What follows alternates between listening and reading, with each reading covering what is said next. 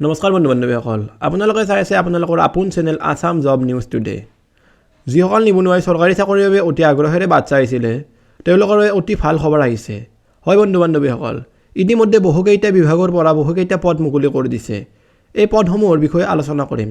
ভিডিঅ'টো শেষলৈকে নিশ্চয় চাব। যদি এই ভিডিঅ'টোৰ জৰিয়তে চেনেলটোত নতুনকৈ ভিজিট কৰিছে তেতিয়াহ'লে ভিডিঅ'টো এটা লাইক কৰি শ্বেয়াৰ কৰি দিবলৈ নাপাহৰিব। আৰু যদি আমাৰ অফিচিয়েল হোৱাটছআপ গ্ৰুপটোত জইন হোৱা নাই তেতিয়াহ'লে তাতো জইন হ'ব। তাত জইন হোৱাৰ বাবে লিংকটো ডেছক্ৰিপশ্যনত দিয়া আছে।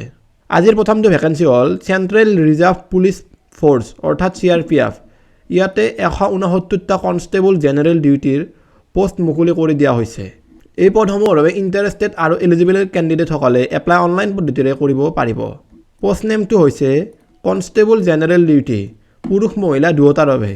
ইয়াতে মুঠ পদ মুকলি কৰি দিছে 169টা, পুৰুষৰ বাবে 83টা আৰু মহিলাৰ বাবে 86টা পদ মুকলি কৰি দিছে। স্পৰ্টছ ৱাইজ ভেকেঞ্চি কেইটা হ'ল জিমনাষ্টিকৰ বাবে 6টা, জুডোৰ বাবে 6টা, উছুৰ বাবে 9টা, শ্বুটিঙৰ বাবে 9টা, বক্সিঙৰ বাবে 5টা, এথলেটিক্সৰ বাবে 22টা, আৰ্চাৰীৰ বাবে 6টা, ৰেচলিঙৰ বাবে 10টা, গ্ৰেকো ৰমানৰ বাবে 1টা, টেকণ্ডোৰ বাবে 5টা, ৱাটাৰ স্পৰ্টছ কায়েকৰ বাবে 4টা, কেনিয়ৰ বাবে 4টা, ৰয়িঙৰ বাবে 2টা, বডি বিল্ডিঙৰ বাবে 2টা, ৱেইট লিফটিঙৰ বাবে 7টা, ছুইমিঙৰ বাবে 14টা, ড্ৰাইভিঙৰ বাবে 5টা, ট্ৰিএথলনৰ বাবে 1টা, কাৰাটেৰ বাবে 6টা, য়োগাৰ বাবে 5টা, ইকুইষ্ট্ৰেনৰ বাবে 10টা, য়াটছিঙৰ বাবে 10টা, IC হকীৰ বাবে 8টা, ICE ছাকটিঙৰ বাবে 8টা, ICE স্কিঙৰ বাবে 4টা। এনেকৈ 269টা পদ মুকলি কৰি দিছে।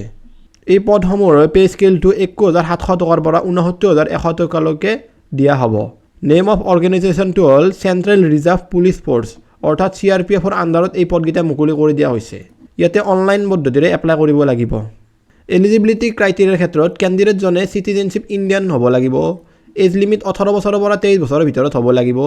এজ ৰিলেক্সেশ্যনটো হ'ল UR ৰ বাবে 5 বছৰ, SC আৰু ST ৰ বাবে 5 বছৰ, OBC ৰ বাবে 5 বছৰ আৰু MOBC ৰ বাবে 3 বছৰ। এডুকেশ্যনেল কোৱালিফিকেশ্যনটো হ'ল কেণ্ডিডেটজনে 10 পাছ হ'ব লাগিব। স্পৰ্টছ কোৱালিফিকেশ্যনটো হ'ল কেণ্ডিডেটজনে স্পৰ্টছ পাৰ্চন হ'ব লাগিব য'ত নেশ্যনেল লেভেল গেমছত পোৱা পদক থাকিব লাগিব, নহ'লে স্কুল গেমছ ফেডাৰেশ্যন অফ ইণ্ডিয়াৰ আণ্ডাৰত চেম্পিয়নশ্বিপ হ'ব লাগিব। তাৰে চাৰ্টিফিকেট থাকিলে ইয়াতে দি এপ্লাই কৰিব পাৰিব। এপ্লিকেশ্যন ফিজটো হ'ল UR EWS OBC ৰ বাবে 100 টকা, SC ST ৰ বাবে কোনো ধৰণৰ পইচা নালাগে, ফিমেল কেণ্ডিডেটৰ বাবে কোনো পইচা নালাগে। পে'মেণ্ট মোডটো অনলাইন পদ্ধতিৰে লোৱা হ'ব।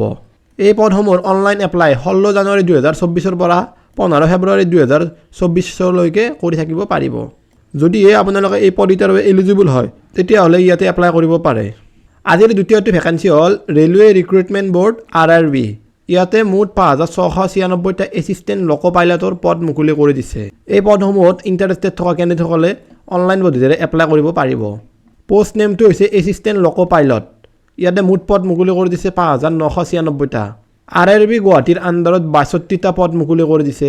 এই পদসমূহৰ পে স্কেলটো 19,900 টকাৰ পৰা দিয়া হ'ব। এজ লিমিট হ'ল কেণ্ডিডেটজনে 18 বছৰৰ পৰা 30 বছৰৰ ভিতৰত হ'ব লাগিব। এজ ৰিলেক্সেশ্যনটো হ'ল OBC NCL ৰ বাবে 3 বছৰ, SC ST ৰ বাবে 5 বছৰ। এডুকেশ্যনেল কোৱালিফিকেশ্যনটো হ'ল কেণ্ডিডেটজনে মেট্ৰিকুলেশ্যন SSLC বা ITI পাছ কৰা যিকোনো এখন চাৰ্টিফিকেট থাকিলে ইয়াতে এপ্লাই কৰিব পাৰিব, বা মেট্ৰিকুলেশ্যন SSLC কোৰ্চ কমপ্লিট কৰা চাৰ্টিফিকেট থাকিলেও ইয়াতে এপ্লাই কৰিব পাৰিব, বা 3 বছৰৰ ডিপ্ল'মা মেকানিকেল, ইলেক্ট্ৰিকেল, ইলেক্ট্ৰনিক্স বা অট'মোবাইল ইঞ্জিনিয়াৰিং কৰা হ'লেও হ'ব, বা ITI পাছ কৰা হ'লেও হ'ব। এই পদসমূহৰ বাবে কেটেগৰী ৱাইজ এপ্লিকেশ্যন ফিজটো হ'ল SC ST ex servicemen, PWD, female, transgender, minorities, economically backward ক্লাছৰ কেণ্ডিডেটৰ বাবে 250 টকা আৰু আদাৰ কেণ্ডিডেটৰ বাবে 500 টকা দিয়া হৈছে।